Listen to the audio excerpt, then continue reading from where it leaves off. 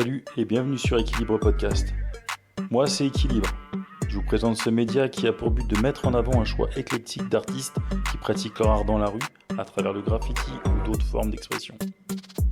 Mais aussi d'autres types de personnalités qui ont un véritable lien avec ces pratiques, qui pourront vous apporter une vision supplémentaire à la compréhension de ces mouvements artistiques et culturels. Ce podcast est disponible sur Spotify, Apple Podcasts, Deezer et YouTube. Retrouvez également Équilibre Podcast sur Instagram, Facebook et TikTok. Bonne écoute.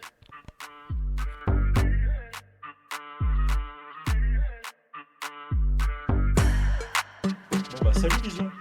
Salut. Ça va bien ? Bah tranquille et toi ? Super, merci beaucoup d'accepter ta participation au podcast. Bah de rien, avec plaisir. Hein. C'est top et je pense qu'on va avoir tu vas me raconter des choses bien sympathiques. Bon, on va essayer. Est-ce que tu pourrais, pour ceux qui ne te connaissent pas, te présenter s'il te plaît ? Alors, hashtag Vision, mon prénom c'est Stéphane, je suis né en 1971 à Pantin dans le 93 et j'ai grandi dans le 93 et les 35 dernières années à Montreuil. Très bien. Voilà. Parfait. Et je fais du graffiti depuis, on va dire je suis tombé dedans au milieu des années 80 et j'ai fait mon premier graphe, je parle pas de tag, mon premier graphe décembre 86, la veille de Noël, voilà, avec mes compères de l'époque, Esquisse et Clean. Voilà. D'accord. Dans un petit terrain vague à Montreuil, on avait chopé des bombes aux puces et puis on avait fait un graphe Purple Boys en référence à Prince, parce qu'on était très fan de Prince. Ouais. Et donc notre groupe au départ c'était Purple Boys, qui s'est transformé plus tard par Purple Kids, voilà. Et donc, graphe argent et or, contour rouge et bleu, avec une tête de Rank Xerox pour le haut de Boys, fait par Esquisse. Bon, un graphe assez bancal, mais voilà, première expérience. Et puis depuis, j'ai jamais arrêté. Ouais. Voilà. Ouais, je vois ça. C'est top. Et dis-moi, d'un point de vue historique de ton arrivée dans le mouvement graffiti, est-ce que même il y a eu des choses avant le mouvement graffiti, je ne sais pas, mais ça remonte vraiment du coup à quand ? Parce que tu as parlé du premier graphe, mais... Voilà. Alors avant, en fait, j'ai toujours déjà aimé la vie des murs. C'est-à-dire les murs décrépits, les affiches déchirées, les pochoirs. Avant le graffiti américain, on va dire, j'aimais déjà le graffiti en fait. Les slogans politiques, les pochoirs, les trucs un peu punk. Puis aussi, il y a eu un truc aussi qui m'a beaucoup marqué quand j'étais minot. Donc je ne peux pas te dire exactement l'année, mais je pense autour de 80. C'est dans West Side Story. Les Sharks et les Jets, les deux bandes rivales de West Side Story, ils marquent leur nom sur les murs de leur quartier à la peinture. Ouais, déjà, ça m'avait déjà mis la puce à l'oreille, on va dire. Et ensuite, je suis un peu tombé dedans avec hip-hop, l'émission hip-hop, où j'ai vu Futura 2000 faire des tags derrière pour le fond, en fait, et sur des sweatshirts. Et là, j'ai réalisé que l'objet, en fait, avec lequel se faisaient la plupart des trucs que je voyais, c'était des bombes de peinture. Je n'ai pas fait le rapprochement spécialement, quoi. Donc, c'était l'époque aussi où on faisait du skate, du roller et tout ça, et on n'avait pas les moyens de se choper des marques, les marques à la mode, genre Ocean Pacific, puis plein d'autres dont je ne me rappelle plus vraiment les noms. Donc, nous, ce qu'on faisait, on customisait nos fringues. Donc au départ c'était avec des feutres et puis quand on a découvert la bombe, on a donc bombe, pochoir et en fait le lien s'est fait comme ça. Oui, en fait là tu parles de tout ça, on est d'accord, pour l'instant tu n'étais pas du tout en graffiti. Non, j'ai pas encore de tag. Voilà, j'ai pas encore de tag. J'utilise le médium, voilà. je fais un peu de pochoir. Je fais 2-3 pochoirs parce que dans l'écho des savanes, je crois il y avait eu un article sur le pochoir. Donc j'étais un gros consommateur de presse, déjà à l'époque. Les Actuels, les Fluides Glaciales, l'Écho des Savanes, tous ces magazines-là, je les tapais. Ou des fois j'en achetais, ça arrive. Hein, pas... Et donc dedans, il y avait souvent des articles liés à la culture, pas de rue, mais la culture jeune, on va dire. Ouais. C'est-à-dire soit le skate, soit le roller, soit le punk rock, enfin tous les modes alternatifs, voilà, les courants alternatifs. Et donc il y avait aussi un article dans Actuel qui est paru, aussi qu'il y avait un article sur le bandeau, enfin bref, et sur la chape. Je crois même qu'il y avait un truc sur Dynasty aussi, ouais. Voilà. Mais j'oublie avant, donc hip-hop, donc on va reprendre chronologiquement, 84 hip-hop, été 84, Break Street 84, le film Breaking, en version américaine, et dans le télépoche de l'époque, il y a une photo, et en fait tu vois un mec qui est en train de faire du popping devant un bout de graphe, mais tu vois un bout du... Ouais. Et donc c'est fond bleu ciel, contour noir, dégradé orange-jaune, et gros highlight. Et donc, ça m'a. C'est ce que j'ai kiffé tout de suite en fait. Le côté hyper coloré, hyper péchu et lumineux aussi de ce graffiti. Donc, je m'en suis inspiré de cette bribe de lettres pour faire des lettrages. Alors, je me rappelle, c'était sur papier, hein, un lettrage Peace and Love. Voilà. Donc, je les ai encore. Hein, ça, c'est un gros cahier que j'ai encore avec tous mes dessins de l'époque, mais j'ai toujours dessiné aussi à l'école, j'étais assez bon en dessin. Oui, c'est un truc que j'ai toujours kiffé, voilà. Et donc après au collège, j'ai commencé à faire des tags sans le savoir, la plupart du temps en référence à Prince. Je prenais des pseudos qui changeaient tout le temps, bref. Puis ensuite j'ai fait un S. Là, c'était mon premier truc que je faisais en répétition. Ouais. Un espèce de S avec 2 flèches au bout et un zigzag comme ça, comme le cigare du pharaon, je sais pas si tu vois le truc de Tintin. Ouais. Voilà, un S comme ça.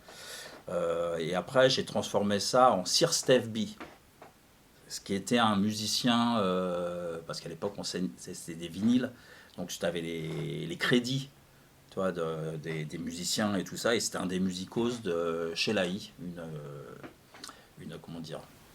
une protégée de Prince qui l'a produit plusieurs fois. Et donc Sir Steve B, j'ai fait, le cam il s'appelle comme moi, trop fort.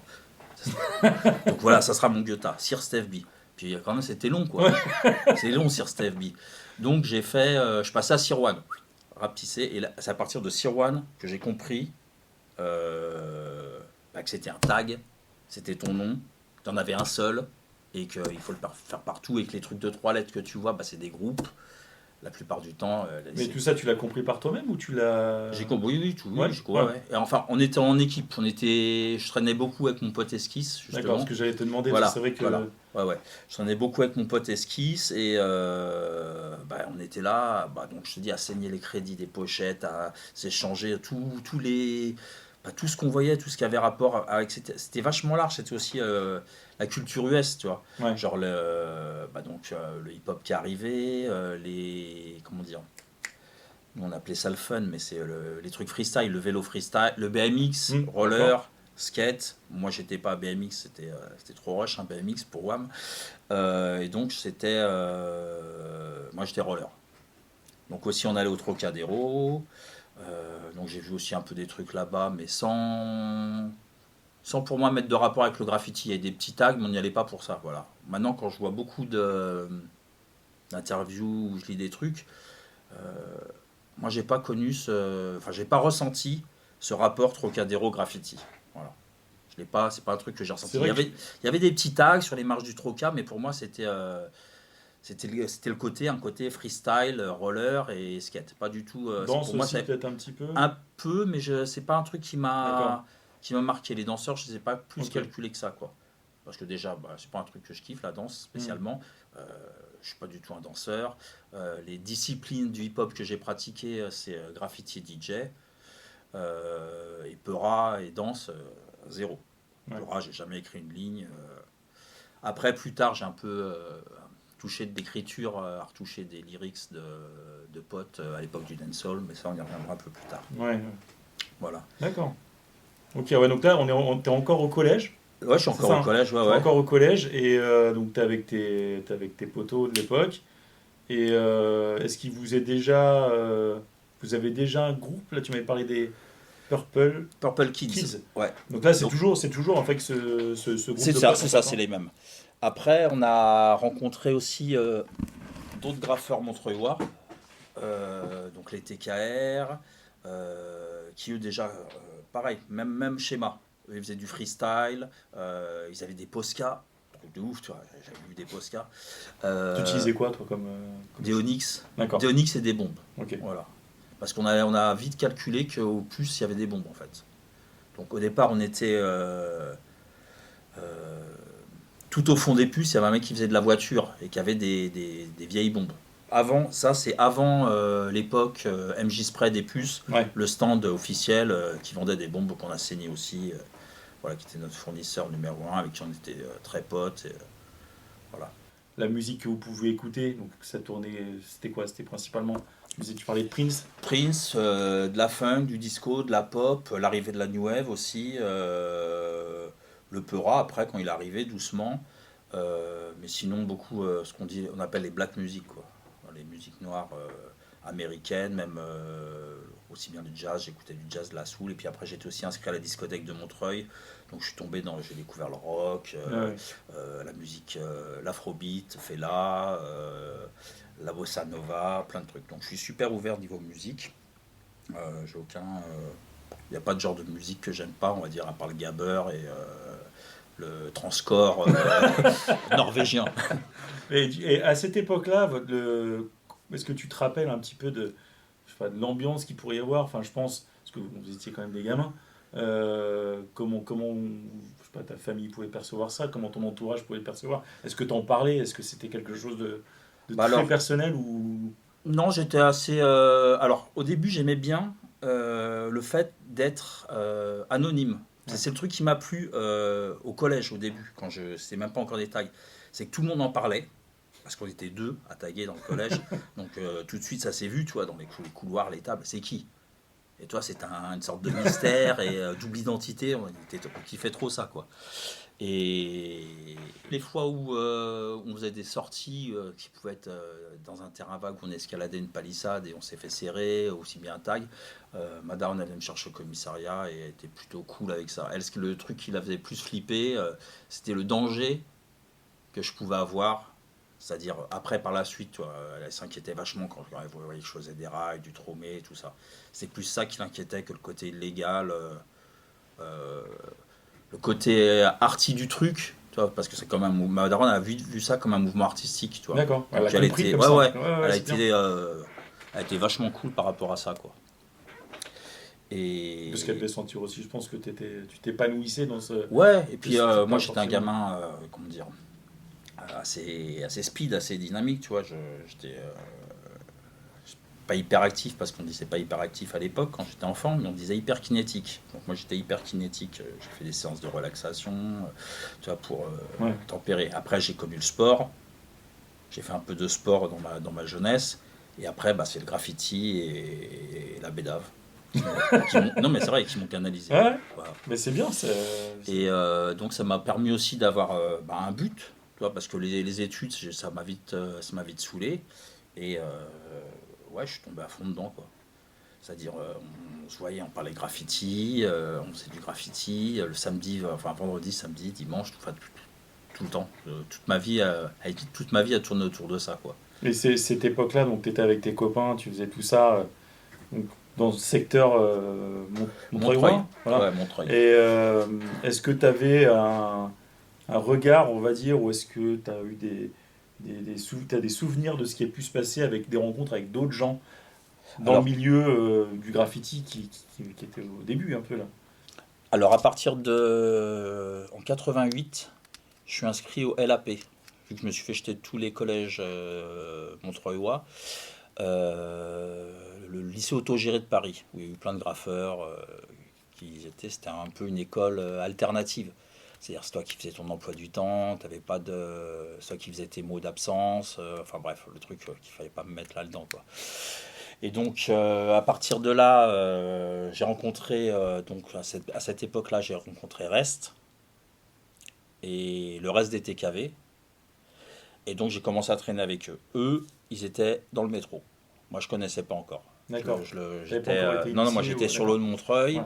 et je faisais peu de métro, tu vois, ça m'arrivait on allait dans Paris, on faisait un petit tag comme ça, mais avec les TKV, c'est devenu façon industrielle, on va dire. On se donnait rendez-vous le matin, on se donnait rendez-vous à midi sur le quai de Croix de Chavaux, et là on partait toute la journée, péter de la bouffe, signer les graphiques-gros et les magasins de dessin, et partout où on se déplaçait, on taguait, donc en bande de 10, une dizaine à peu près. Donc je lui ai dit, eux ils étaient plus jeunes de 2 ans que moi. Moi j'étais un D'accord. peu plus vieux. Tu vois. Et donc beaucoup de tags, beaucoup de tags. Et c'est là que j'ai commencé à écumer le système métro parisien. On faisait des entrepôts, mais que de tags, que de tags. À rencontrer d'autres graffeurs. On allait à Stalingrad, on faisait les terrains, on faisait la tournée des terrains. Voilà, on était hyper actifs, ça tous les jours. Mais moi, comme j'étais à l'école, enfin, soit inscrit à l'école, c'est-à-dire que je partais de chez moi le matin. Donc, c'est-à-dire qu'avant midi, moi j'allais donc, je partais de chez moi, 8h, un truc comme ça. J'allais au lycée autogéré, donc Montreuil Pasteur, Convention, pardon. Ah oui, d'accord. Voilà. Ok. Montreuil Convention, j'allais là-bas, je restais un peu, je faisais acte de présence, je me faisais voir par 2-3 profs, je discutais avec les potos, on fumait un spliff ou deux, et hop, je repartais. Et donc de 10h à midi à peu près. Ah oui, il y avait une vraie. C'était cool, Ouais, quoi. ah ouais, non, c'était vraiment ça. Il y avait des AG, c'était les profs et les élèves qui Incroyable. décidaient de tout, mais ça existe toujours, hein. D'accord. Et donc, ouais, je repartais, et donc de 10h à midi, je faisais la 9. Et un peu des fois, de temps en temps, je m'exportais sur d'autres lignes, mais je faisais que ça.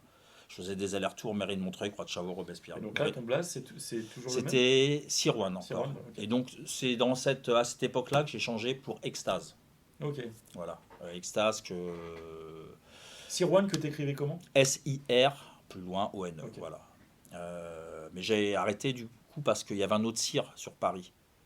Qui lui, dans ma tête, c'est un Parisien, ils font des tags dans Paris, tu vois, c'est un grand. Ouais. Pour moi, c'était un grand. Je fais, vas-y, voilà. Il tague avec Dexter, qui est encore connu, qui a fait du Peura dans les années 90-2000, section fou. D'accord. Voilà, Ah ouais. voilà. Donc j'ai cette équipe-là. Et donc c'est aussi la grande époque du Bataclan, qui était à Mairie de Montreuil, c'est-à-dire les soirées, les après-midi hip-hop qui étaient avant à la Grange Jaubel, après qui était au Bataclan dans Paris, après qui était contourné comme ça, on va dire. On finit par échouer à la Main Bleue à Mairie de Montreuil. Donc c'est devenu un rassemblement de tout mouvement hip-hop, Ouais. et aussi ça correspondait aussi au début des époques des bandes. Donc c'était le rendez-vous le fief des Black Dragons, dont il y avait certains membres à Montreuil qui étaient aussi potes avec nous, avec les TKV, donc avec nous, donc voilà, c'était plutôt cool. Et donc tous les dimanches, moi j'allais à la Main Bleue, donc aux soirées aux après-midi du Bataclan hip-hop, et là je voyais tout le monde danser, voilà. Moi j'étais pas danseur, j'allais juste pour pécho l'ambiance, prendre du son, et voilà. Et donc avec les TKV, voilà, on fait plein de feux gras, plein de Goethe, pardon. En parallèle, moi je fais des graphes en terrain depuis déjà depuis 86. J'ai pas lâché en fait. En parallèle du tag et du côté vandale, on va dire, j'ai toujours kiffé le terrain. C'est-à-dire qu'on a ouvert un terrain à la mairie de Montreuil, qui est devenu par la suite un gros terrain parisien, bref. Et donc, je peignais. On allait aux puces, on achetait nos bubs, on en tapait. C'est beaucoup plus facile à l'époque pour taper des bombes. C'était beaucoup, on faisait beaucoup Graphigro et Rougier et Pied. Quelle marque tu trouvais à l'époque? Bootlag, Raymond. Ouais.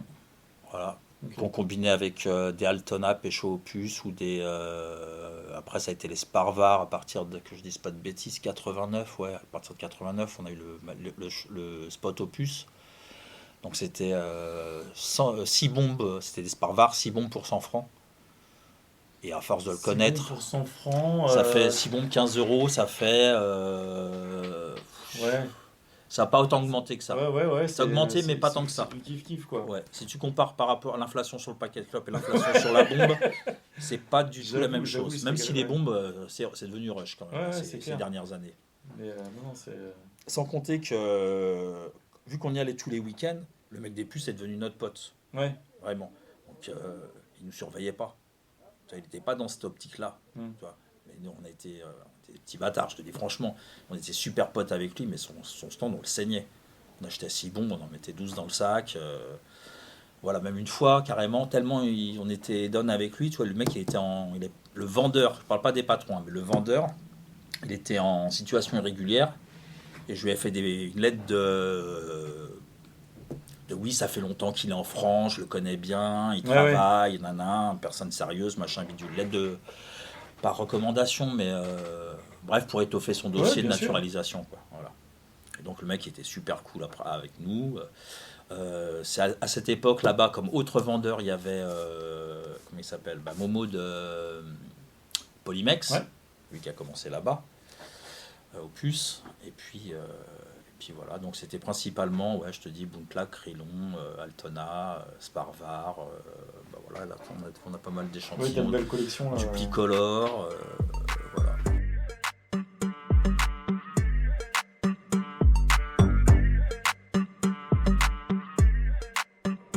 À l'ouverture de ce terrain à Montreuil, on va peindre avec Esquisse, mon pote, justement, là. On tombe sur ce terrain en fin d'après-midi, c'était, je pense, en automne, tu vois. Je me rappelle un peu le truc. Et on escalade, donc on peint, il fait nuit en vrai. Donc on se dit, est-ce que c'est légal, pas légal, on ne savait pas vraiment. On escalade, bref, on peint. Et le lendemain, dans le même créneau, on revient pour voir nos graphes. Et là, on voit 3 mecs dans le terrain en train de faire du graffiti. Mais alors là, on est sciés. Il y en a des comme nous dans notre ville qui font des feux gras. Ça, c'est avant, je me disperse un peu, ça, c'est avant les rencontres avec les TKV. D'accord. Voilà, c'est un petit peu avant. Et donc, c'était les TBC, Craze, K2, KAE2 et Senna. Et donc, on est croque, des potes, tu vois, des potes. Et donc, le lendemain, on va chez K2, Lorca, et il nous sort Spray Canard Subwert. Et là, on voulait plus partir de chez lui en fait. Tu vois, on est resté, voilà, saigner le truc, et donc j'ai vite trouvé le moyen d'en trouver un. D'abord Spray Canard, donc c'est peut-être pour ça que été plus dans le terrain, on va dire, que dans les métros. Et après, j'ai eu Subwert. Et donc, là, c'était du style au kilomètre. Ouais, voilà. Ouais, Voilà. source Je sais d'inspiration. même pas où donner de la tête, quoi, à la Ouais. limite. Il y a trop. Et donc, Et dans le lot, il y en a un qui t'a plus marqué que d'autres dans ce que tu as pu voir.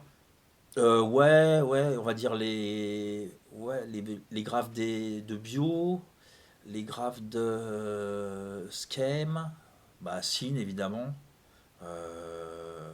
et beaucoup. Un truc qui me fascinait aussi, c'était, non, ça je repars sur Subwert, c'était regarder pas que les feux gras, mais les tags autour. Tu sais, tous les tags, il y a des photos, c'est que tu vois des condés qui sont dans un wagon défoncé de tags, tous les tags de chaque page, on les analysait, on regardait à la loupe, le livre, on regardait à la loupe de A à Z. Tu vois, les textes, on comprenait à moitié vu que c'était de l'anglais, on n'était pas trop scolaire, donc pas trop anglais. Voilà, donc c'est vraiment ça qui a fait mon style au début. Voilà. Ouais. Après, ça s'est un peu développé. En parallèle, il y avait aussi les graphes des Parisiens. C'est ce que j'allais te demander. Voilà, il y avait Ouais. les graphes des Parisiens. Moi, dans les gens qui m'ont influencé, Colter, la propreté, la maîtrise de la lettre, mode évidemment, mais c'est pas une influence, c'est un kiff. Mode, c'est pas une influence parce qu'il était plus dans le perso. Colter, Méo pour la couleur, Bandeau pour les blocs chrome. Voilà, c'est ce que je kiffais chez Bandeau, vraiment, c'était ces blocs, les gros blocs chrome, ce qui m'a donné aussi le goût de faire des chromes par la suite. Et puis, il y avait des graphes des BBC aussi, mais c'était. En règle générale, ils étaient trop dans le futur pour moi. Ils commençaient déjà à être trop. Ils étaient dans le futur, en vrai. Moi, j'étais encore sur la lettre classique new-yorkaise, comme Bandeau, Sin, Colt, enfin, tu vois, enfin, Ouais. ce genre de lettres. Voilà. Et sinon, mes influences parisiennes. Ouais, voilà. Après, pour le Goethe, qui c'est que j'aimais beaucoup? J'ai beaucoup Chic, les TCG, Haro. Haro, monstre de tag, très peu connu, enfin pas très peu connu, mais un peu oublié dans les récits, on va dire. Haro, c'était un tueur. Euh, Puis plein d'autres, il y en avait tellement. Il y avait aussi tout le côté Force Alpha et compagnie, que j'appréciais pas forcément leur travail, mais on reconnaissait quand même que c'était. Ils faisaient des gros trucs, quoi, déjà. Ils faisaient des grosses fresques. On était un peu. C'est l'époque aussi des terrains parisiens, où il y en avait plein. Compo Formio, Louvre, Convention, enfin vraiment il y avait plein de terrains et donc avec les TKV aussi on faisait la tournée des terrains, des spots et moi déjà j'avais un appareil photo, un petit Instamatic tout petit que j'avais eu pour mon anniversaire ou à Noël, je sais pas, je sais plus exactement mais dans cette époque là j'ai commencé à prendre des photos à l'époque, des graphes que je voyais donc sur une pellicule j'avais 20 graphes de terrain parisien et 4 de mes pièces locales avec mes potes. Quoi, voilà. La fréquence, c'était quoi pour toi à l'époque, d'un point de vue, alors, d'un point de vue tag et d'un point de vue graffiti Tag, tous les jours. Sur cette période, c'était tous les jours. On faisait que ça. Je faisais que ça. Et graph, c'était tous les week-ends. Voilà. Et j'ai fait ça, j'ai suivi ce rythme pendant presque 30 ans. Quoi. Sauf le tag, j'ai un peu. C'était plus. Je bougeais plus pour taguer. Mais quand je bougeais, je taguais. Tu vois on faisait plus des sorties, quoi. Je faisais plus des sorties tag, mais je continuais à. Même encore maintenant, j'ai toujours un trefeu, une craie. C'est un truc que je kiffe. Je peux pas prendre. Si je regarde toujours les emplacements, s'il y a quelqu'un derrière moi, est-ce que je peux guetta. Déjà, j'aime pas taguer devant les gens. Donc en règle générale, je tague pas devant les gens. Autant ça me dérange pas de faire des feux gras en mode illégal dans la rue, comme ça, tu sais, genre un peu au culot. Mais taguer devant les gens, en règle générale, je le fais pas. Voilà. Voilà. Okay. Sur ce passage. Et comment dire, le travail que tu prépares, enfin, je parle du sketch en l'occurrence, avant de peindre, est-ce que à cette époque-là, quand tu commences à graffer, est-ce que tu te casses la tête sur les dessins ou est-ce qu'au contraire c'est plus sur le mur que ça se passe? Comment c'est Jusqu'en 80, fin des années 90, je dessine. Je sketch, je fais des plans, je prévois ce que je vais faire. Oui, voilà, je prévois. Pas, non, je prévois. Je gratte du papier, je dessine. Après, on va dire que mon style était fait. Et depuis, je pratique très très rarement le sketch en terrain. Ouais. Avoir un sketch avec moi, déjà, j'aime pas. Parce que je préfère m'adapter au mur, les gens avec qui on est, la taille du spot, tu vas prévoir un truc en long et finalement, non, on est un peu serré, il n'y a pas la place, donc tu te sens plus frustré qu'autre chose. La qualité du mur, enfin voilà, je préfère m'adapter plutôt que partir dans un truc et où je vais être un peu, pas déçu, mais frustré, quoi. Et voilà, donc je sketche pas. Ouais. J'aime bien griffonner. En tout cas, à l'époque, si, beaucoup. Ah ouais, beaucoup. Ouais. T'étais obligé. Puis j'essayais plein de trucs. J'essayais plus que maintenant. Du coup, comme je dessine pas, c'est un peu des automatismes maintenant quand je peins. Oui, bien sûr. Je suis en roue libre, ça va tout seul, quoi. Mais fallait chercher. Tu vois, il y a plein de styles. C'est plein de trucs, des ronds, des carrés, des flèches, des pointus, des écartés, des pas écartés, est-ce que ça se chevauche, Et après, maintenant, mon travail, il est principalement... je parle là, moi, actuellement, en 2023, je prévois juste la couleur. Voilà. Je me prends la tête, je réfléchis à mon code couleur, aux bombes que j'emmenais, aux 2 combinaisons que je fais, parce que quand j'emmène un stock de bombes pour faire un graphe, j'ai 2 combinaisons, 2 agencements possibles. Donc je réfléchis à ça seulement maintenant.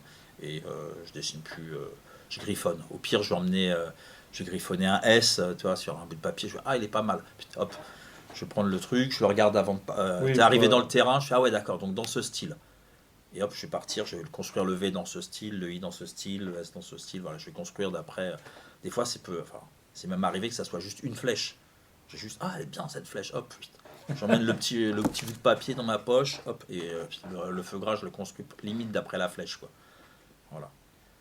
Et top, voilà. Top. Donc là, à l'époque TKV, tu disais, donc c'est donc l'époque lycée, c'est ça? Non, ouais, c'est ça.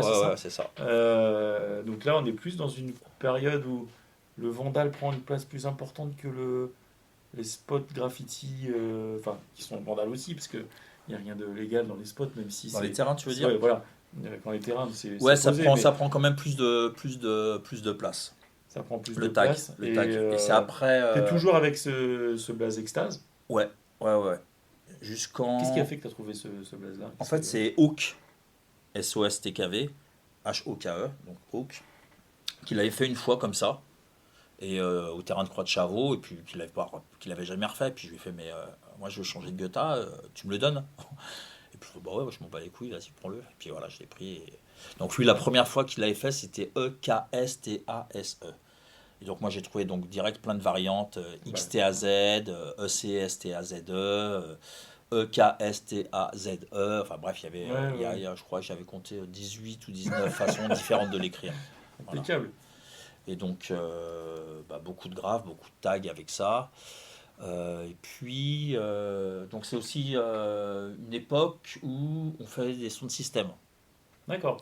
Je suis avec mon pote de collège, de mon second collège. Mon pote Esquisse, lui, il a un peu ralenti. À l'époque, par exemple, l'époque avec les TKV, il est plus avec moi déjà. Il est déjà dans ses délires, graffiti de temps en temps, en terrain, mais il est pas dans le délire. Moi, je suis parti avec les TKV, voilà, et c'est mon équipe. Même si je suis pas TKV, on est tout le temps ensemble. Hein. Quand je fais tout le temps, c'est tous les jours, tous les week-ends. Et en parallèle, j'ai mon pote Bigfoot du collège, que j'ai rencontré au collège. On rencontre Tonton David.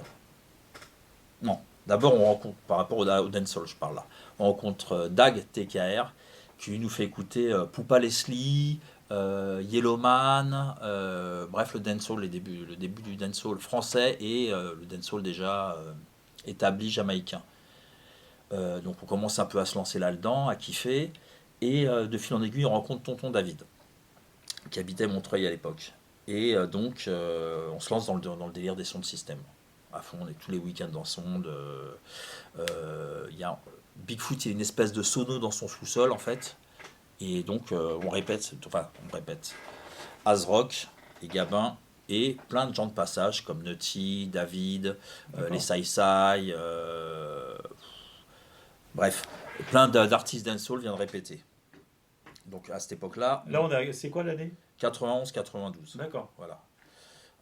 Plein d'artistes dancehall viennent répéter. Enfin, non, cette période, c'est sur 3 ans. 90, 91, 92. D'accord. Voilà. On fait des sons de système. Donc, Bigfoot, il est sélecteur. Donc, c'est lui qui achète les disques et qui passe les disques. Moi, je suis un peu mixeur, c'est-à-dire quand le DJ chante sur la version instrumentale, on mixe, c'est-à-dire on envoie juste le poc, poc, poc, poc, et au moment où il y a le refrain, bam, tu lâches le tout. C'est le mix de la façon dancehall. Donc moi je suis mixeur dans le groupe, et donc on a des DJ Azrock, et donc on fait pas mal de sons de système à Masséna, Peuplier, enfin bref, dans les endroits sur les péniches, voilà, des sons de système. Où on invite des artistes comme Nutty, les Rag. Enfin, qui sont du coup en phase montante là. Qui sont déjà. En fait, c'est 1 an avant l'explosion Rapatitude et enfin c'est pas 1 an. C'est peu de temps avant l'explosion Rapatitude et Peuple du Monde et voilà. Donc ça c'est des choses pour là t'es donc majeur. Hein. 91, je suis 71, j'ai même 20 piges. Ouais. Et donc du coup vous arrivez quand même à gérer un petit billet, j'imagine, vous arrivez à vous faire un petit peu d'argent ou tu rentres dans tes sous et puis c'est vraiment, voilà, à part un son où vraiment ça a été cash flow, généralement c'est tu rentrais dans tes sous parce qu'il fallait louer une sono, c'est ça, c'est ce que des fois il fallait prendre une sécurité, il fallait acheter le bar, voilà. Des fois le bar c'était pas toi qui le gérais, c'était quelqu'un d'autre qui gérait le bar, qui prenait les sous du bar. Voilà. Puis moi j'étais pas j'étais pas du tout investisseur dans le truc. Moi, tu participais en fait. Je participais quand il y avait vraiment un gros billet qui se faisait, j'avais mon petit billet, mais c'est pas du tout dans l'esprit de faire de l'argent quoi. C'est comme le graffiti. Par là, il y a quand même un investissement qui va au-delà de comme tu me parlais du graffiti, de faire une peinture sur un mur. Là il y a une vraie organisation avec une vraie sono qui doit être mise en place, comme tu parles d'un bar, etc. Ouais. Donc c'est pour ça que je te disais, est-ce que en contrepartie, vous arrivez quand même à générer un petit billet, parce que ça motive quand même. Ça motive quand même des fois un petit peu de se dire on retombe sur nos pattes ou on arrive quand même à gratter, comme quand on commence à graffer, qu'on arrive à gratter un plan graffiti et qu'on arrive à se ramener 2 cartons de bombe à la maison. Les premiers plans graffiti, t'es content. C'est ça, grave. Mais voilà, après dans le temps, tu te dis bon, bah, je vais peut-être arrêter de me faire enfler, mais ça dépend du type de travail que tu produis aussi. Mais c'est pour ça que je te posais la question.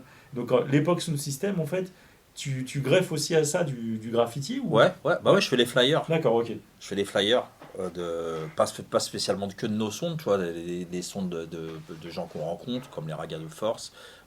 Je fais les flyers. Là, c'est quoi? C'est les choses que tu dessines au format... Alors base, voilà, c'est ça. tu- C'est une feuille de papier sur laquelle je vais coller des petits trucs que j'aurais dessinés. Donc le montage, il Ah, se fait ouais. à la main, colle, ciseaux. Ouais, Colle, le ciseaux, voilà, Photoshop comme à ça. l'ancienne, quoi. Et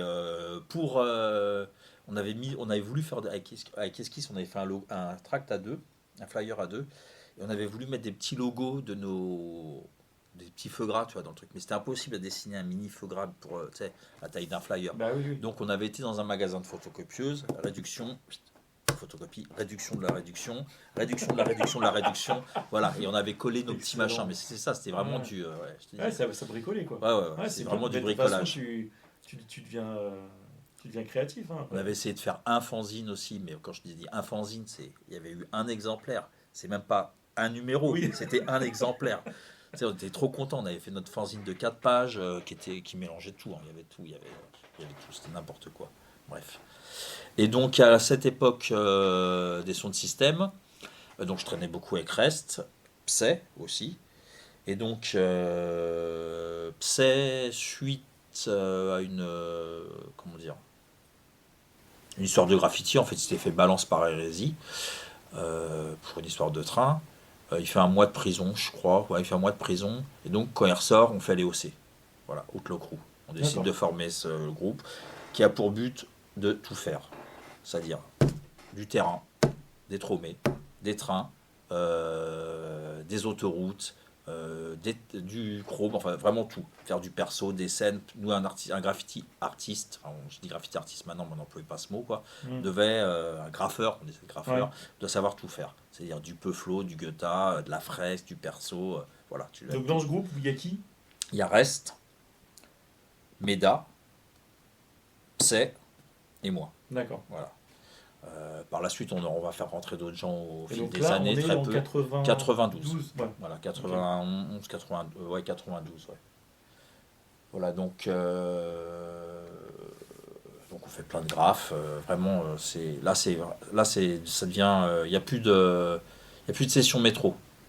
Là, c'est du train de banlieue, RER, train même en campagne, etc. On bouge. Chrome, beaucoup, périph, autoroute, voie ferrée. Et du terrain, le samedi et le dimanche.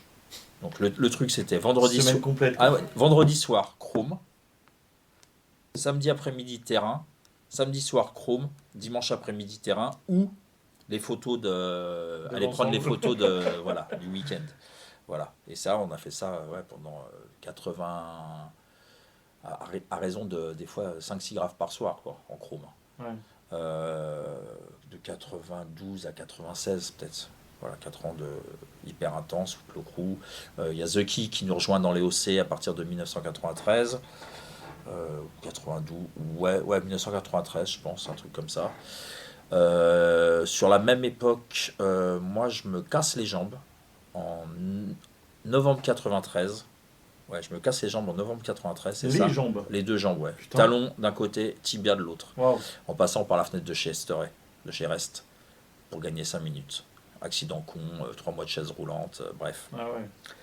Et pendant cette période, je suis chez moi, donc je suis au 3e étage sans ascenseur, hein, fauteuil roulant, donc je suis assigné à domicile, quoi.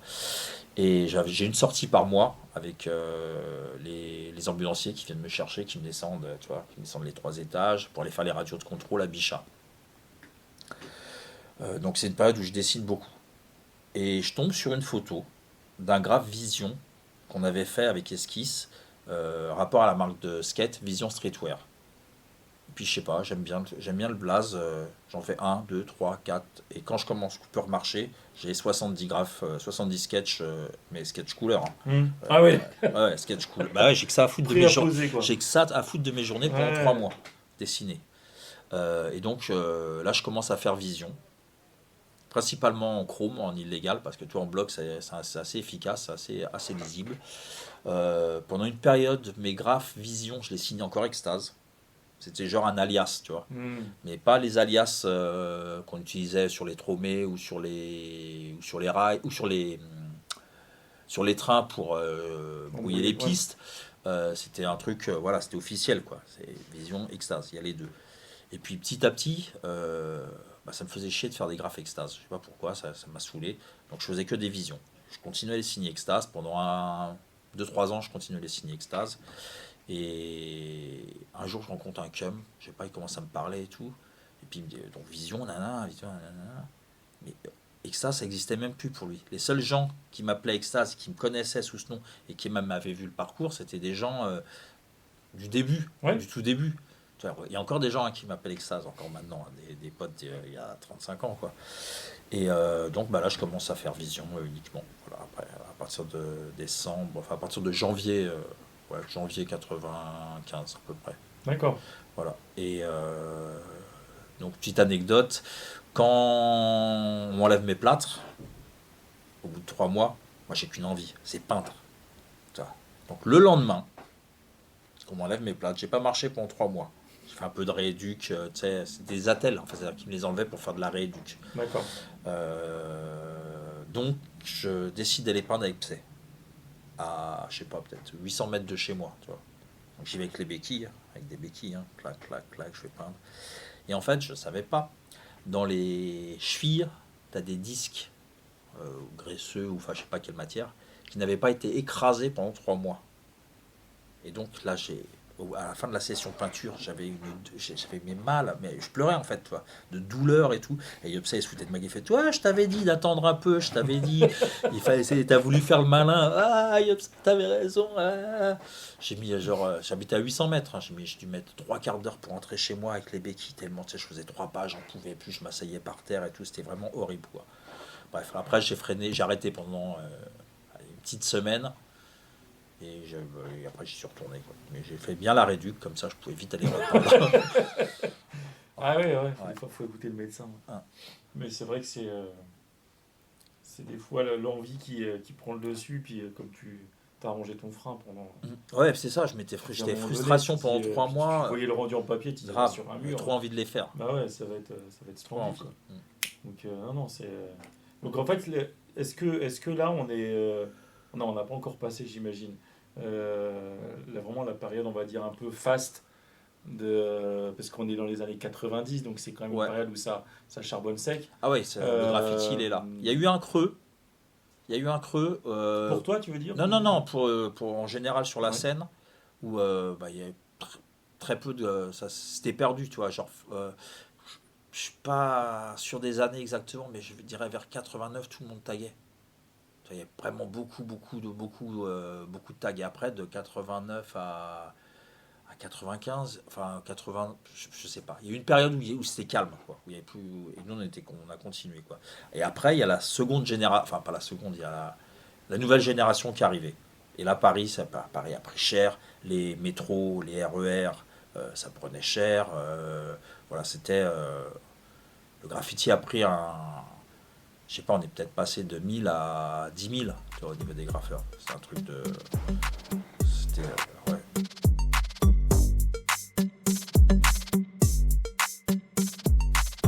Et là, la médiatisation de vos graffitis à l'époque, est-ce qu'elle avait comment dire, un média en particulier? Est-ce que vous recherchiez, entre guillemets, être représenté à travers certains médias? Bah, de temps en temps, Des magazines, des fanzines. on avait des parutions dans les fanzines. 400 ml, qui était fait par Jean-Marie, GM, qui était pote avec... il avait rencontré Yopsay. Donc on avait quelques photos qui étaient parues. Intox, parce que pareil, Yopsay, comme il était VEP, il avait un peu les connexions AEC. À l'époque, c'était comment ça s'appelait? C'était une copine à Nasty, Delight et tout ça. Enfin, c'était un peu ce groupe-là qui faisait le magazine Atox.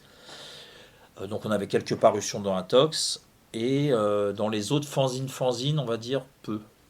Après, on a eu des parutions plus tard dans RER, tu vois, les fanzines, les magazines rap de presse. Voilà. D'accord. RER, comment ça s'appelle aussi putain, Radical. On a eu des parutions aussi dans les bouquins, dans Capital. Bien sûr. Des parutions, voilà. Mais pas tant que ça. Après, j'ai eu pas mal de parutions pour une période. J'avais pas mal de parutions dans les fanzines, de Grave Vision. J'ai une période où je sais pas, ils aimaient bien apparemment. Donc, Puis tu devais être pas mal présent. Donc voilà, c'est ça aussi. C'est ça. Voilà, c'est ça. Tu pouvais pas passer à côté aussi. Pas faire comme si ça n'existait pas. Ça. Quoi. Mais c'est vrai que cette époque-là, parce que donc du coup, tu fais du terrain aussi. Donc du coup, tu travailles comme un peu l'aspect vraiment esthétique du graffiti. Est-ce que tu as déjà une envie ou des projets de vendre un peu ce que tu fais? Alors vendre non, mais le côté arty, vers 91, suite au reportage où tu vois John One, le futur c'est dans la toile, c'est pour conserve what we do. J'ai fait, il a raison, faut faire des toiles. Donc je faisais des toiles, mais pas dans... Mais aucun moment j'ai pensé à les vendre. Ouais. C'était des toiles que j'offrais à la famille, aux potes. C'était quoi? C'était des graphes que tu refaisais Non, sur toile? c'était du dripping, abstrait. Voilà, c'était plutôt de ce truc-là, ouais. D'accord. Donc ouais. en fait, on ne reconnaissait pas du tout. Non, il y avait que la signature. Non. Si, tu reconnaissais là. Bah si, parce que c'était, tu voyais le trait de bombe, parce que j'utilisais la bombe à l'envers, tu vois, la bombe à l'envers, tu sais, qui te fait des micro-traits, j'utilisais de ça aussi. Okay. Ah oui, d'accord, on voyait... En fait, au niveau des influences, c'était un mélange de Méo, John... Moi, quand tu me dis dripping, je pense Pollock, en fait. Ouais, enfin, quand je dis dripping, c'est pas forcément... j'utilisais pas forcément la bombe en spray, j'utilisais aussi la bombe en...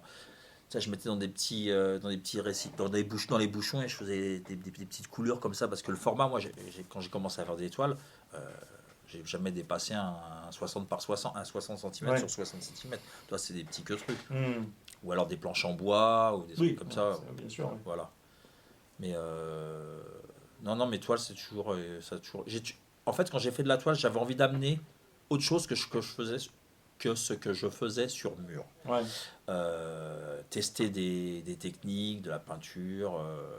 Après, j'ai eu un travail d'atelier un peu plus tard, à partir des années, je dirais 2000 à peu près, un travail d'atelier régulier. Ouais. Non, parce qu'à cette époque-là, donc ces toiles que tu faisais, ou ces supports sur lesquels tu travaillais, donc comme tu dis, c'était vraiment plus un travail abstrait. Est-ce que ce travail abstrait t'a servi retravailler au Posca aussi à transposer sur graffiti ou du pas tout, du tout? Du tout. Ouais. Non, du tout. Ah si, non, je te dis des conneries. Si, j'ai fait 2-3 freestyle. Ah ouais? Ouais, j'ai fait 2-3 freestyle. J'ai fait 5-6 freestyle, ouais. D'accord. Ouais. Bah, il y a le freestyle de Méo et Jay sur Stalingrad, il m'avait traumatisé. Il y avait un petit peu de lettres, mais beaucoup d'effets, beaucoup de couleurs, la couleur à foison. Non, c'est un mur, ce mur, il m'a trauma. De la lettre, mais écrite, tu vois, enfin taguée. Ouais. Il y avait, c'était parce qu'un graphe avant, c'était le gros lettrage avec un fond. Si tu te la donnes avec des moyens, tu peux faire une sorte de paysage et tout ça. Mais c'était pas, c'était secondaire. Il pouvait ne pas y avoir de fond. Tu pouvais faire ton graphe sur un mur brut.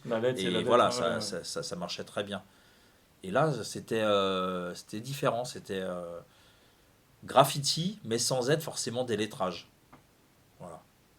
Mais avec la force du graffiti. C'est un peu ça que j'essaye d'amener sur toile. C'est bien, parce que c'est vrai que cette époque-là, moi, j'étais pas encore dedans, mais c'est bien d'avoir ce retour-là de ta part, parce que c'est vrai que des fois, on peut se dire, voilà, bon, graffiti, c'est le graffiti, tu fais du graffiti sur une toile, mais de développer, d'arriver à chercher, entre guillemets, à comment faire sortir autre chose du médium sur lequel tu... Enfin bref, non, c'est top. Moi, j'aime bien la vision comme ça, qu'il peut y avoir entre les deux univers, graffiti et plus, on va dire, le travail en atelier, quoi. Et cette époque-là, du coup, là, on était. T'as dit 95. Ouais, on c'est arrive ça jusqu'en 97, c'est ce rythme-là. 96-97, c'est ce rythme-là. Après, Psy, il arrête. Et il était un peu moteur quand même. On va dire dans le groupe, c'était Vision les terrains, Reste les autoroutes et périph', vu qu'il était coursier, il repérait comme ça. Et Psy, parce qu'il connaissait très bien le réseau, il avait déjà saigné avec Hérésie pendant des années avant d'être avec nous. Et Médas, c'était la voiture. Voilà. Ouais, chacun avait son rôle. Chacun avait son rôle. D'accord. Et donc, c'est c'est moi mortel, qui motivais les troupes pour qu'on aille peindre le samedi et le dimanche. C'est eux qui me traînaient mon cul. Quand j'ai traîné mon cul, c'est des fois, je ne savais même pas où on allait peindre. Je m'asseyais dans la voiture. Ah, ok, ok, ah ouais, ok, je vois, d'accord, cool. Le lendemain, c'est où qu'on a été déjà? Tu vois, j'étais vraiment. Je me laissais porter, on va dire, par la motivation vandale de Reste et de Psy. Pour dire que quand Psy a arrêté et que Reste s'est un peu éloigné du graffiti, moi j'ai pratiquement plus fait de vandale. Tu vois, c'était vraiment. Ouais, le moteur. Déjà, il y a un truc aussi important, c'est que moi j'ai pas de voiture. Moi je n'ai pas le permis. Donc m'exiler en RER, attendre qu'il n'y ait plus de trafic, peindre, attendre le lendemain matin pour reprendre le RER, ouais, ça m'a vite saoulé, quoi.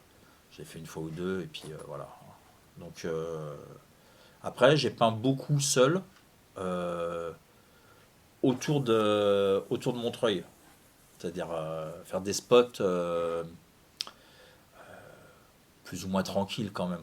Toi, tout seul, genre périph, moi j'ai fait plein de fois le périph en journée, ou alors des autoroutes, voies ferrées peu, et la rue aussi, des graphes dans la rue. J'aimais bien ce. Donc, quand tu dis Montreuil, c'est-à-dire que là, tu parles de la rue, tu partais pas trop sur Paris? Ouais, quand je dis autour de Montreuil, c'est-à-dire la banlieue est, Ouais. pas très loin non plus parce que j'étais à vélo. Et Ah oui, donc ça permet quand même voilà, de tisser. ouais, Quoi. voilà. Ok. Mais autour de Montreuil, donc et puis est parisien. J'allais pas jusqu'au centre de Paris. C'était 19e, 20e, 11e, D'accord. 18e un peu, mais toute la part, un petit peu au sud aussi. Avec la PC, on avait fait le tour, tu vois, plusieurs fois de Paname comme ça. Donc mais tout le côté ouest, j'y allais pas. Jamais. Jamais. Centre de Paris, 2-3 fois l'année. J'allais pas. Je parle même pas pas que pour le graffiti, hein, même pour. Oui. Pour ouais, et même après quand j'ai arrêté de faire de l'illégal, ça m'arrivait de pas sortir 6 mois de Montreuil. J'avais pas besoin. J'avais le shop, j'avais mes terrains, mon taf. Tout ce que j'avais besoin, je l'avais. J'avais pas besoin d'aller. J'ai jamais été attiré par la femme parisienne, tu vois. Le dire ouais, faut aller dans Paris. Ouais, c'est là que ça se passe. Ouais, voilà. Non, ça c'est un truc qui m'a jamais. Après, je me rends compte de plus en plus. Enfin, Montreuil, c'est pas n'importe où non plus, quoi. D'un point de vue culture, d'un point de vue où ça se passe, parce qu'il y a quand même plein de choses qui se passent aussi à Montreuil, quoi. Ah ouais, puis au fil des années aussi, il y a eu plein de graffeurs. C'est une ville artistique. Je parle d'artistes classiques. Il y a à la Maison des artistes de Montreuil, il y a 800 artistes recensés, quoi. Tu vois, quand c'est les portes ouvertes, c'est 500 ateliers qui sont ouverts. C'est vraiment un gros vivier. Et puis les graffeurs, il y avait plein de graffeurs, plein. Après, au début des années 2000, il y a même plein de Parisiens qui sont venus habiter Montreuil-Bagnolet. Tu vois, toute la clique des Macs. Avec qui on est devenus potes, tu vois, à ce moment-là, alors qu'on les aimait pas trop parce que pour nous c'était que des graffeurs de terrain. On est devenus potes, ils sont venus habiter Montreuil, Psychose, Congo, Rouen, voilà, on est devenus potes avec eux. Et puis on a fait 2-3 murs ensemble, comme ça. Eux ils avaient déjà la logistique et la motivation de faire des gros murs. Donc, ils arrivaient pot de peinture, échelle. Il n'y avait pas de pot de peinture, il n'y avait pas d'échelle. Jamais de ma vie, j'avais apprêté. Ou alors sur 10 ans, j'avais dû apprêter 2 fois un mur avant de peindre. Voilà, soit le mur était brut, soit on repassait des graphes, soit les nôtres, soit. Voilà, puis on avait aussi beaucoup de terrain vague à Montreuil. Où on pouvait peindre. Pas une période, j'avais une quinzaine de terrains à Montreuil. D'accord. Voilà, maintenant, il y en a peut-être Il y avait encore. des vraies friches, quoi. C'était, Ouais, voilà, c'était en démolition. Puis je te parle de terrain, des gros trucs, quoi, des trucs de 1000, plus de 1000 mètres carrés, quoi. Ouais. L'usine Hollywood Chewing Gum, par exemple, l'usine Créma, sur l'eau de Montreuil, c'était énorme. Puis on ouvrait. Avec Rest, notre délire, c'était. On tournait, dès qu'on voyait une palissade, ok, on a un spot pour samedi, clac. On y allait, bim, on le saignait, clac, clac, clac, clac, clac, tu faisais tous les murs, le nombre de week-ends qu'il fallait, Ouais. et hop, on trouve un autre endroit, et tac, tac, tac, comme ça. Et on a ouvert plein de terrains qui sont devenus après des gros terrains.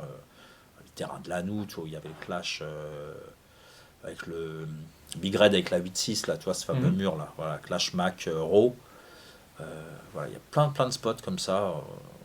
Donc il y a plein de gens aussi qui venaient. En fait, il n'y a pas besoin d'aller sur Paris, puisque même les Parisiens, venaient. Donc ils voyaient nos feux gras. C'était quelque part the place to be. Voilà, aussi, exactement. Il y a eu une c'était, période. Puis il y avait le mur des puces. Il y avait les puces de Montreuil. Et puis le mur des puces, ensuite, qui a été fait par Mode, Echo, Psay et Rest. Ce mur qui sont à l'initiative. Ce mur est à l'initiative de Psay et Rest, en fait. Psay, il a demandé les bouquets. Il connaissait deux mots. Ils s'étaient rencontrés déjà par rapport. Pour faire des trains. Mode, il avait prêté ses books. Toi, le mec, il a été voir le mec avec les boucs de Mode.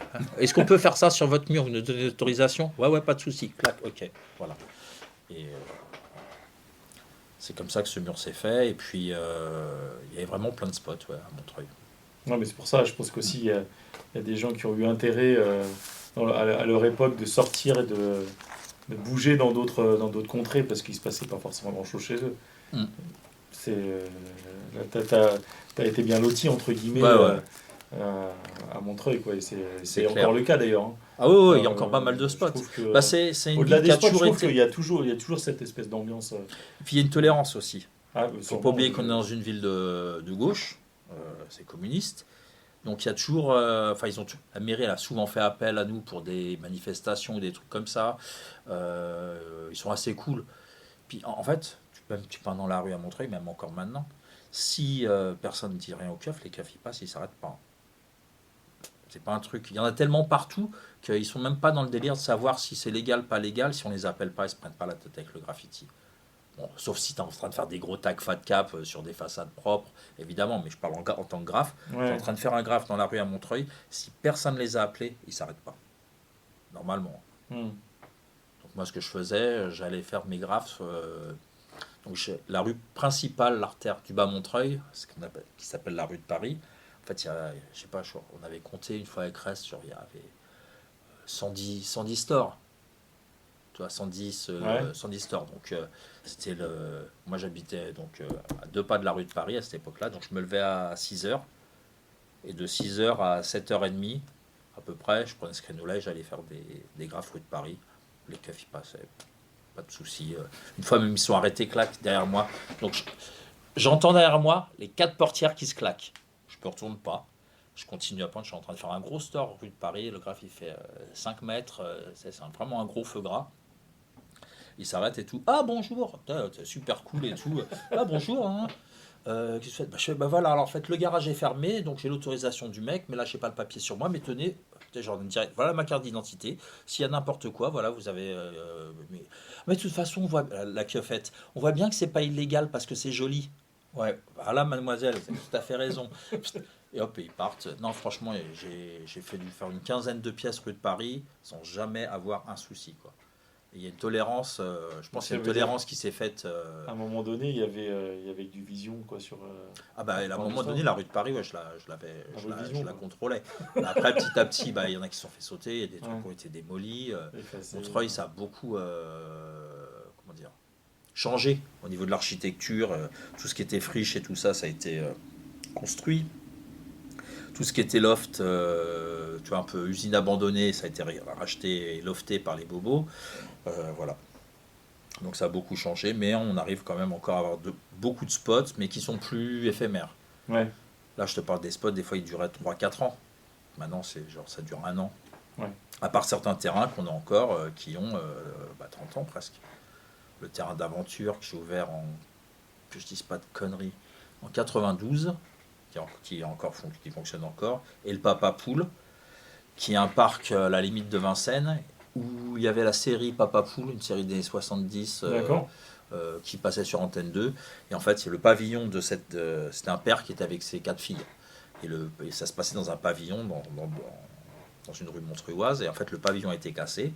Ils en ont fait un parc. D'accord. Et donc, on a fait des graphes dans ce parc, en illégal, enfin pas en illégal, un peu à l'arrache. Petit à petit, c'est devenu légal. Et nous, à force bah, que nous appelions ce spot le Papa Poule, et les gens aussi du quartier le Papa Poule, il y a quelques années, le spot est passé de Square Carnot et c'était baptisé officiellement Papa Poule C'est génial. avec le mec qui faisait la série qui est venu. Voilà. Génial. Et maintenant, comme c'est un quartier qui est très bobo, mais pas bohème, plus bourgeois que bohème, Ouais. alors on peut aller y peindre, il n'y a pas de souci, mais mais ça sent mauvais, ou alors les gosses qui tapent au ballon pendant que tu es en train de peindre. Donc c'est un spot, en fait, il ne faut pas y aller le week-end. C'est ce qu'on avait fait la dernière fois. J'y suis allé, on avait peint. Avec sur- Juke là en chrome. Non, c'était pas cet endroit-là. On était sur le mur justement qui est tapé par les ballons. J'étais avec, je crois, Pacon et Kaiser. Un truc comme Ok, ça, d'accord. mais ça fait un moment, hein. Et Ah. on avait fait le mur où il y a les, Ouais, je vois les filets en les haut. fils en haut. Ouais. Bah, en Et fait, on ce avait mur, vu des impacts de balles partout. Enfin, Voilà. tu vois, ce mur, il faisait 2 fois la hauteur au début. D'accord. Il a été coupé. Parce qu'avant, là, le parc, tu le vois comme ça, il y a des jeux, Oui, il c'est. y a des petites tables, c'est mignon, mais avant, c'était un parc de toxicos. Ouais, d'accord. Les mecs, ils venaient se shooter derrière les bambous, parce que tu as vu, il y a un gros truc Ouais. de bambou là. Et en fait, tu avais un mec qui vendait de l'héros qui habitait dans la rue. En fait, on les a tricard une Ah, fois. d'accord. Et en fait, à force que nous on y aille tous les week-ends et qu'il Ouais, y ait du passage, ils ont trouvé un autre spot. Quoi. Ils allaient se shooter ailleurs après. Ouais, Voilà. c'est sûr. Tout ça pour dire qu'on avait vraiment beaucoup de spots et qu'on a encore beaucoup de spots et que Montreuil est vraiment une ville importante pour le graffiti parisien. Ah, oui, carrément. Ouais. Ah, carrément.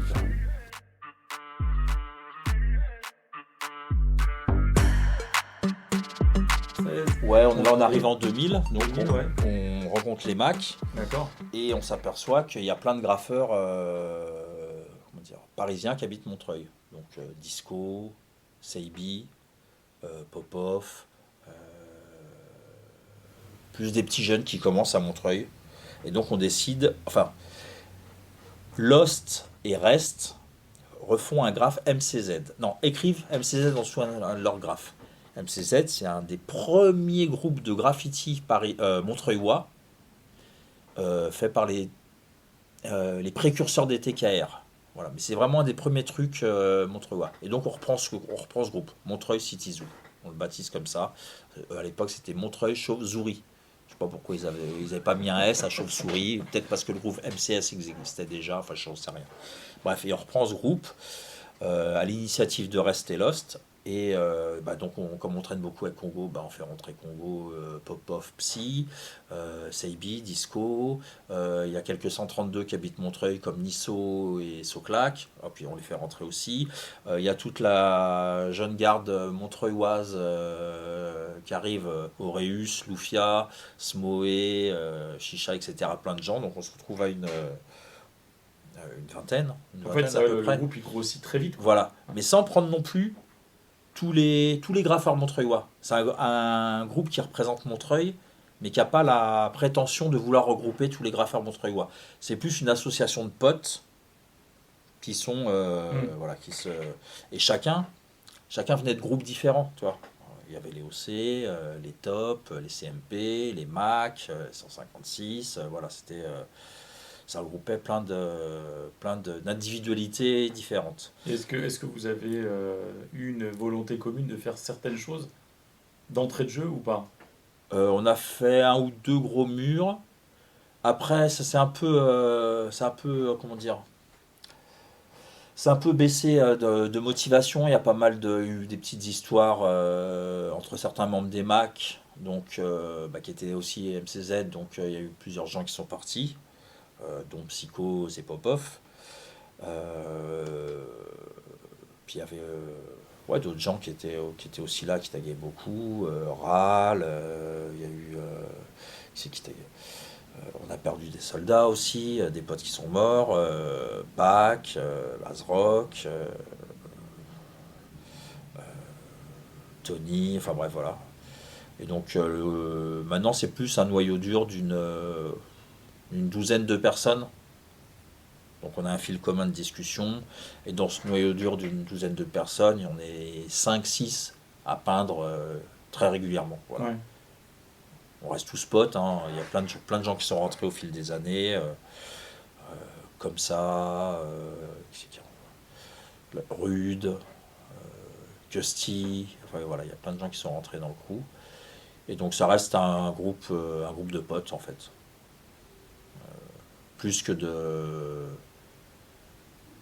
graffiti vraiment. Ouais. Voilà. Ouais, c'est... Au sein de ce groupe de potes, il y en a qui sont plus calés sur le graffiti, tu vois, genre Lost, Nisso, Modem, moi, et d'autres trucs là j'ai pas en tête parce que je parle vite. Voilà, on continue à peindre tous les week-ends généralement. Voilà. Ouais. Même si là, ces derniers temps, depuis le Covid, pareil, ça a pris encore un petit frein.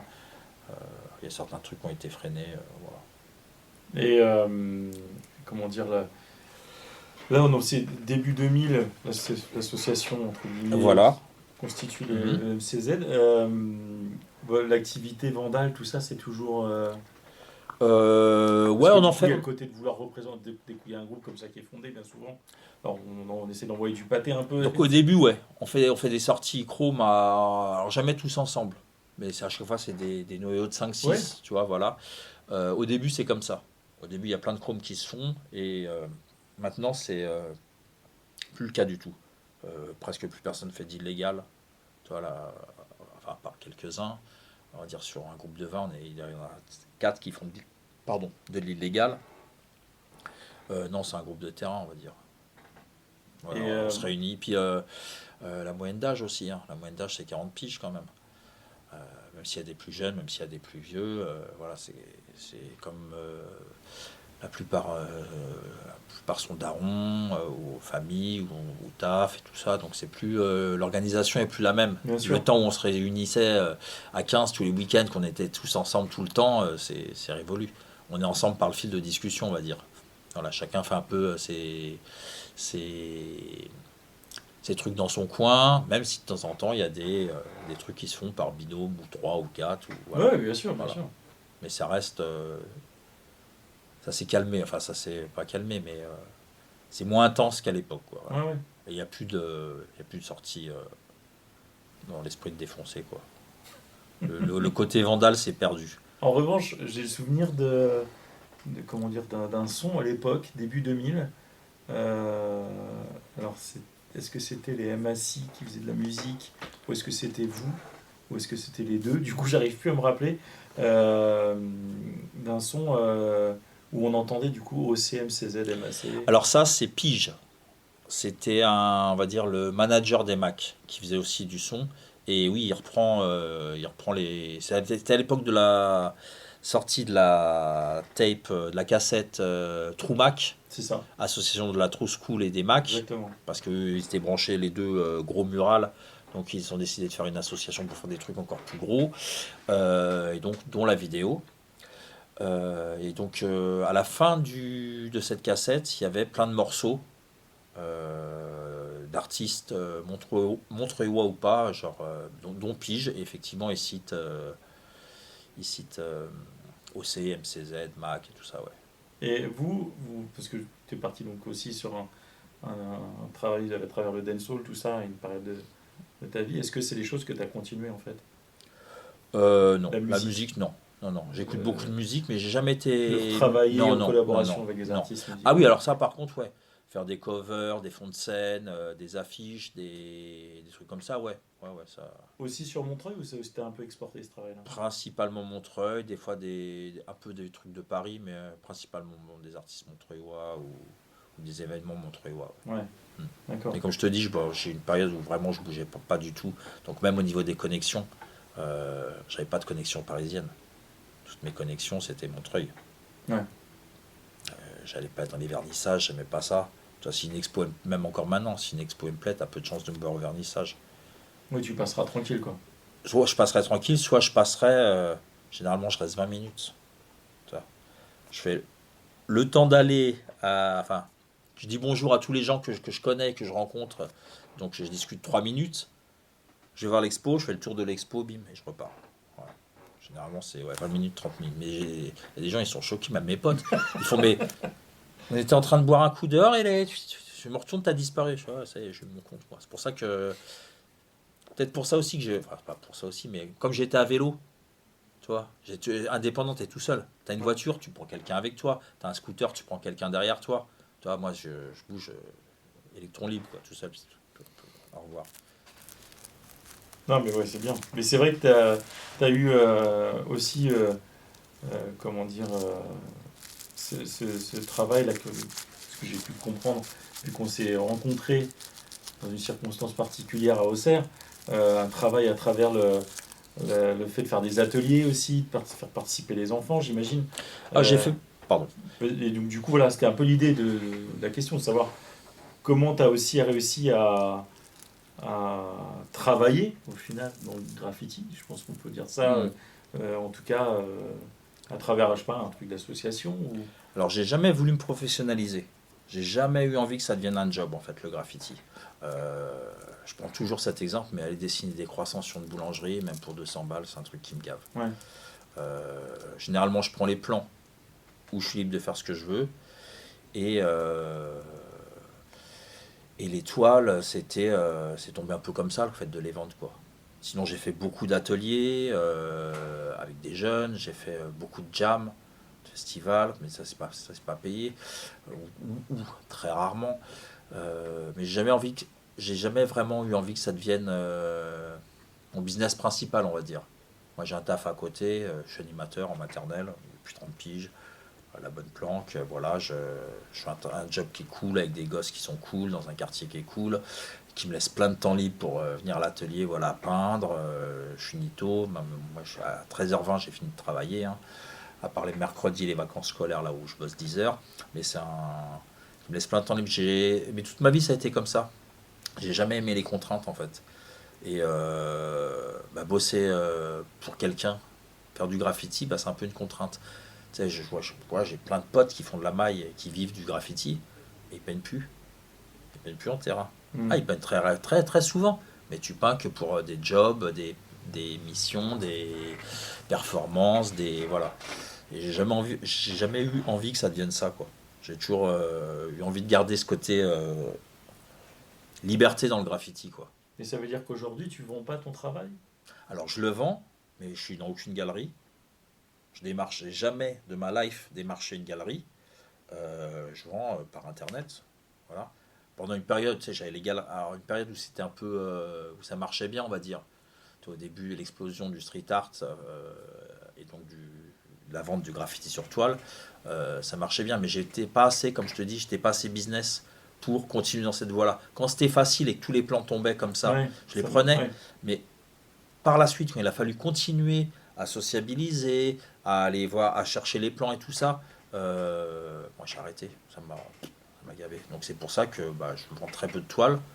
Ce que je vends principalement maintenant, c'est du graffiti sur. Je parle pas de peinture, je parle de graffiti sur vinyle, skate, plan de métro, bois, voiture, voilà, des trucs comme ça. Ton graffiti. Ouais, là on parle de graffiti, on parle de lettres, où la plupart du temps il y a écrit Vision, hein, où je suis libre de faire ce que je veux, voilà, puis voilà.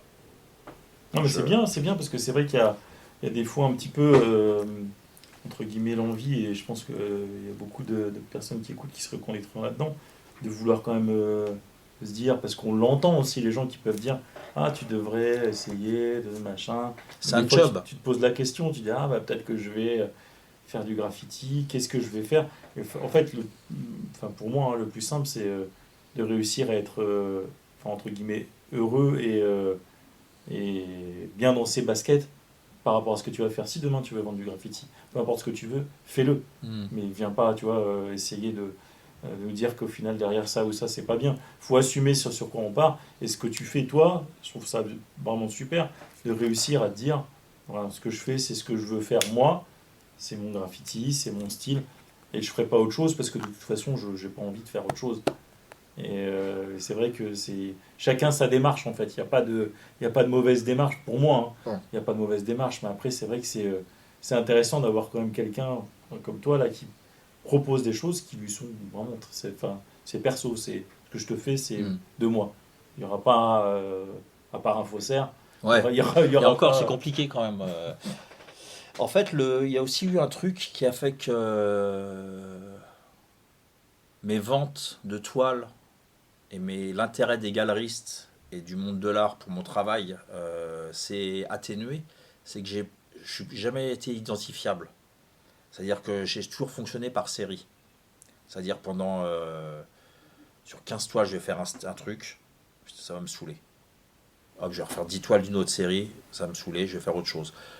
Voilà. Et je suis pas identifiable, comme je te dis des exemples à l'Atlas ou, enfin, ou un John Won ou même à Zenoy, toi qui est identifiable tout de suite au premier coup d'œil.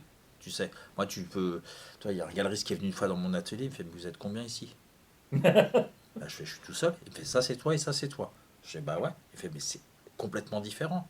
Il me dit c'est pas possible. Les gens il faut qu'ils puissent s'identifier. Toujours tu dois être reconnaissable au truc quoi. Je dis ouais mais moi j'aime pas ça. J'avais fait une série que j'avais un peu plus poussée que j'appelais Mob Drip qui était comme des tags au baran mais en version énorme mais les lettres écartées et superposées de plusieurs couleurs. Bref. Ça commence à marcher. J'ai fait des expos, j'étais invité dans des festivals pour faire ça, et faire des petites façades. Mais voilà, au bout d'un moment, ça m'a gavé, j'ai arrêté de le faire. Je suis parti sur autre chose, et puis, voilà, à partir de là, ça commençait à descendre. Et j'arrive pas à me... Encore une fois, c'est un truc de liberté. Tu vois. Mais c'est bien de pouvoir parce que des fois j'imagine que quand même quand l'argent il tombe, tu te dis ah c'est cool quand même. Enfin tu vois. Ah ouais, bien sûr. Donc il y a le truc de se dire, j'en discutais d'ailleurs avec Noart et qui en fait qui me disait la même chose et qui ce truc de se dire à un moment donné t'as la maille qui tombe et tu te dis en fait je kiffe plus quoi. C'est-à-dire que je me reconnais plus dans ce que je fais, ça me saoule. Et même qu'on me dise ah c'est toi qui fais ça me saoule. Je veux pas perdre ma vie à la gagner. C'est exactement. Ah ouais. Et c'est pas simple, parce que c'est vrai que des fois, tu es face à un truc de te dire, je sais pas, tu construis ta vie de famille, tu as besoin d'argent, tout simplement. Enfin, tu vois, et puis surtout, quand tu en gagnes, tu te dis, ah, c'est bien. Mais voilà, il faut réussir à faire le compromis de garder quand même la flamme. Et de se dire, bah, non, en fait, là, la flamme, je commence à l'éteindre progressivement, donc C'est ok, pas la peine, quoi. je vais perdre de l'argent, Ouais. enfin, je vais perdre de l'argent. Je vais arrêter d'en gagner. Voilà, c'est ça. Mais c'est vrai que, comme tu dis, si tu as un travail à côté, c'est aussi cette liberté. que tu Après, peux- le graffiti, c'est du beurre dans les épinards, quoi. C'est juste en plus. C'est sûr, je vendrais plus, je pourrais acheter plus de trucs à mes gosses. Moi, perso, je suis pas consommateur. J'achète rien. J'achète pas de sap. Tous les t-shirts que j'ai, c'est du graffiti. Un jean, je le garde 15 piges. Un sweat à capuche, pareil. J'achète pas. Les baskets, j'en suis revenu depuis belle lurette. Je vais pas trop au resto. Je vais pas trop au concert. Je vais pas au cinéma. Je suis pas du tout un consommateur. Donc moi, j'ai besoin personnellement, Ouais. tout seul. Si j'ai pas ma famille, moi, j'ai pas besoin d'argent. Graffiti, frigo plein, un toit. C'est Et à bon. Bédave, Mm. ça me suffit. Voilà. Mes proches et mes potes, voilà, ça me va. Je suis pas. J'ai jamais fait ça. Enfin, je suis content, hein. Je suis content hein, quand je reçois un petit billet de 500 balles ou un petit billet de 1000 boules. Je suis content. Je vais pas mentir. Mais je cours pas après et je suis bien sans. Puis aussi, on arrive dans comment dire, dans une période où consommer, la croissance, faire de l'oseille, tout ça, c'est pas mon délire, quoi. Ça part en couille, tu vois que ça part en couille de partout. C'est loin ça devrait pas être des priorités, quoi. Alors bon, après ça c'est ma façon de voir. Je parle qui ne va pas être une priorité la consommation à outrance, tu vois. Oui, bien sûr. J'ai jamais pu saquer les fêtes de Noël. C'est un truc. Non, bien sûr, bien sûr. Non, mais ça, après, c'est... Halloween, la Saint-Valentin, mais perdu, quoi. Non, bien sûr. Mais c'est vrai que ça rejoint du coup complètement ce que tu disais par rapport à ton travail comment dire, qui est personnel et qui nécessite pas forcément d'être vendu à coup sûr, quoi, parce que tu t'exprimes avant de penser à faire, de l'argent avec, quoi. Oui, voilà. Puis moi, je suis beaucoup dans le kiff de faire, même dans le graffiti. Je parle du graffiti en terrain. Si je continue à peindre comme ça régulièrement tous les week-ends en terrain, c'est parce que je kiffe le faire. C'est pas trop pour le rendu du graphe, parce que souvent un graphe ressemble à un autre, hein. Dès l'instant que tu écris le même blaze, les mêmes lettres, forcément ça ressemble un peu.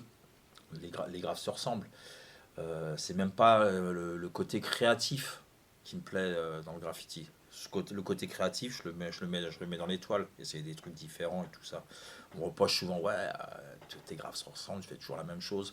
Bah ouais, mais moi c'est le graffiti que j'aime. C'est le graffiti que j'aime, contour, highlight, contraste, fond, on s'en bat les couilles, s'il y en a tant mieux. Voilà. Mais le côté artistique et recherche et se pousser, je le fais sur toile, on va dire, sur toile ou autre support. Moi, ce que j'aime, tu vois, ma maxime, c'est bombing until death. C'est-à-dire, c'est bomber. C'est-à-dire que mon kiff numéro 1 dans le graffiti, c'est au moment où je vais remplir mon feu gras. Tu vois, genre, astro, dégradé, des effets, voilà. Après, les contours, c'est un kiff. Puis une fois que le graphe est fait, voilà, ma photo, et puis... Bon, après, maintenant, c'est remplacé. Il y a un autre petit kiff qui s'est rajouté, parce qu'on va pas se mentir, les réseaux qui flattent l'ego. T'as des likes, t'es content, t'as des coms élogieux, t'es content, mais voilà, pas plus que ça. Mon leitmotiv, c'est vraiment de faire, quoi. Puis un graphe en chasse un autre, et puis voilà, une fois que j'ai fini et que je suis ici, j'ai qu'une seule. Enfin, l'envie et le kiff, c'est pas de regarder ma photo, tu vois. C'est de préparer ma prochaine peinture. Voilà, c'est ça qui va. C'est toujours le. Et même. Ouais, c'est le truc d'après qui me motive. Voilà, c'est le truc d'après. L'instant présent, le faire, et après le truc d'après, refaire. En refaire. Et en refaire.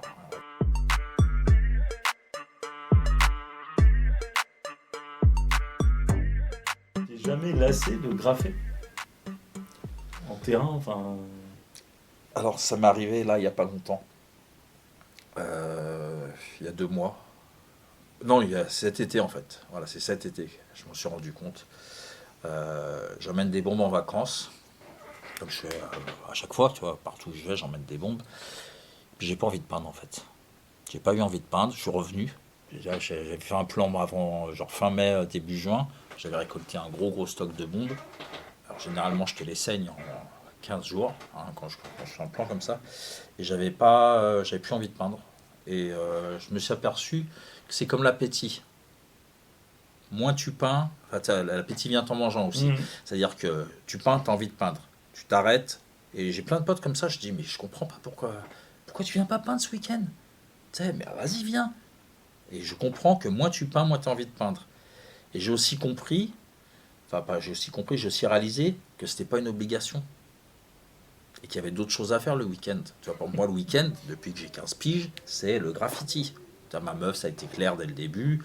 Mes enfants, ils savent. Le dimanche, papa, il n'est pas là. Le dimanche ou le samedi, il y a un jour où je suis pas là. Et j'avais un peu cette impression depuis toujours que si j'avais pas peint le week-end, c'était un week-end gâché. Ouais. Et en fait, ça, j'en suis revenu un peu. Donc pendant 2 mois, j'ai très peu peint, même cette année, hein, l'année 2023, j'ai très peu peint. Ça va être une des années où j'ai le moins peint. J'ai dû faire une 30aine de graphes, ce qui est très peu, hein, par rapport à ce que je fais d'habitude. Et d'habitude, du coup, ça serait plutôt une centaine. D'accord. Ouais, une centaine. Et là, il y a, je sais pas, 3 semaines, 15 jours, j'ai repeint. Ça m'a chauffé, j'ai repeint le lendemain. J'ai repeint le surlendemain. Et là, j'attends juste d'avoir un temps libre pour aller repeindre. Là, c'est reparti. Allez, je suis reparti. Là. Mais j'ai eu 2-3 mois de flottement. Je me dis, mais peut-être remise un peu en question. Pourquoi je fais ça? Et en fait, je fais ça pour le kiff, tout simplement. Oui, voilà, c'est ça le fond du truc. Et non pas par obligation, comme je l'ai cru en fait, quand j'ai arrêté. Je me dis, mais en fait, tu fais ça parce que, on va dire, tu sais rien faire d'autre, t'as rien envie de faire d'autre, enfin, tu crois que c'est ça le truc numéro un. Et comme j'ai senti ça comme une obligation, comme j'aime pas les obligations, Ouais, tu vois, tu t'es auto-contrôlé. voilà. Et au final, là, je me suis remis à peindre, et c'est reparti comme en 40. Ouais. Voilà. Non, Et bah, après, il peut y avoir moins de peinture donc sur cette période-là, où j'ai peu peint sur mur, on va dire, mais je suis tous les jours à l'atelier par contre. Alors, des fois, je peux rester 4 heures et bosser un quart d'heure. Des fois, je peux rester 2 heures et bosser 2 heures. Il n'y a pas de règle non plus. Il y a des gens, ils vont dans leur atelier, il faut absolument qu'ils produisent. Moi, pas. Je peux venir rester là, chill, guetter un film, une série et fumer des spliffs, ça m'arrive. Ou voir un pote, ou voilà. Voilà. non, impeccable. Impeccable. T'as des projets du coup pour le futur ou c'est Non, pas vraiment si, bah justement, alors, là je vais me remettre à faire des t-shirts, un peu de merchandising, genre je vais faire des petits trucs, j'ai 2-3 projets sur le feu, mais que j'ai pas envie de développer d'évoquer plus que tant que ça, c'est ouais. pas fait, parce Ouais, que ouais, bien sûr, généralement, bien sûr. une fois que je dis les choses, je les fais C'est- pas. Voilà. Puis voilà, je prends les plans au fur et à mesure que ça se présente, les opportunités au fur et à mesure que ça se présente. Je cours après rien. Ma vie, je suis heureux. Voilà, aussi bien dans ma peinture que dans ma vie perso. J'ai pas de, j'ai pas spécialement de projet, voilà, prévu. Ouais, non, mais c'est bien. La vie, On va dire, j'ai des envies, j'ai des idées, mais j'ai rien de que je peux te dire. Ouais, tiens, 13 octobre, il y a ça qui sort. Non, voilà, c'est pas, je fonctionne pas trop comme ça en fait. En tout cas, si on veut suivre ton travail, quand tu parles de merch, des choses comme ça, t'as un site sur lequel on peut retrouver Alors tout le ça site non, je publie généralement sur Insta, sur Instagram. Ok. ouais, Vision 86, Vision avec un S 86, voilà, et de là tu peux aller sur mon Insta plus arty où je présente des trucs, voilà, à vendre, D'accord. que ça va aussi bien des vinyles que là j'ai fait des prints en 3D, de tags, des fois ça peut être du collage, ça peut être des plans de métro, ça peut être des toiles, ça peut être des skates, ça peut être pendant une période, je faisais du mobilier, je récupérais du mobilier que je customisais, que je vendais même pas, que je les donnais, enfin je les offrais. Voilà. Il n'y a pas de. Rien de spécial de prévu. Il y a 2-3 trucs sur le feu, mais voilà, c'est pas, il n'y a pas de date. Voilà, il n'y a pas de date et il n'y a rien de. Voilà, c'est ça. Merci beaucoup en tout cas Pas de rien, merci à toi. pour tout. C'était vraiment top. J'espère que tout le monde a apprécié. Donc n'hésitez pas à retrouver Vision sur Insta du coup. Ouais, c'est ça. Et donc voir les belles productions et soutenir l'artiste. Voilà, merci beaucoup en tout cas. Bah, merci à toi et puis à bientôt. Ça marche, à plus. Salut. Ciao.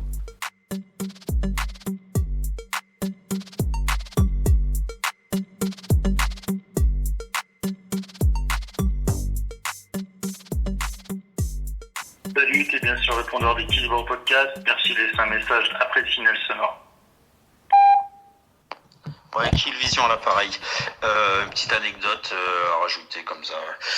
En 93, je suis au puce de Montreuil, je rencontre un Danois qui s'appelle Fir et qui cherchait un spot. Donc, on le prend avec nous, on va peindre. Et on reste en contact. Donc lui m'envoie régulièrement des photos de Copenhague, régulièrement moi je lui envoie des photos de Paris, on reste en contact comme ça et on s'envoie des taufs, etc. En 96, il crée un festival à Copenhague, un gros festival hip-hop qui s'appelle Subcult.